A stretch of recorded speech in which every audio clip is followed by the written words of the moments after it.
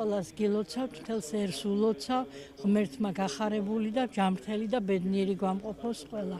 პატრიარქის ლოცვა შეგვეწევა სამ. გამოვასახე და სამსახურში მივდივარ ფეხით. აქ თუ არ გამოვიარე, ისე ვერ მივდივარ.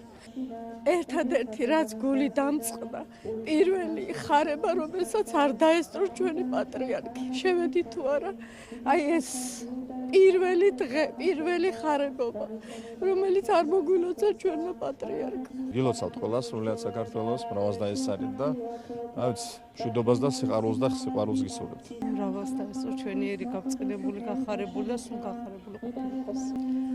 ყველა ყოფილი იყოს, ყველა ქრისტიანი ბედნიერი, მშვიდობიანი ცხოვრება გქონდეს. დღევანდელ დღეს ხარების ამ დიდ დღესასწაულზე განსაკუთრებულად მნიშვნელოვანია და გადამწყვეტია ადამიანის საპასუხო ნაბიჯი უფლისადმი. რადგანაც როგორც ყოველწლინა ღვთისმშობელმა მარიამმა თქვა, იყავ სიტყვისა ებრშენისა, მეყავმე სიტყვისა ებრშენისა, ასევე ჩვენც უნდა გადავდგათ ეს საპასუხო ნაბიჯი უფლისადმი, გავხსნათ ჩვენი გული და მივიღოთ უფლის მადლი, როგორც ეს ყოველწლინა ღვთისმშობელმა მარიამმა გააკეთა.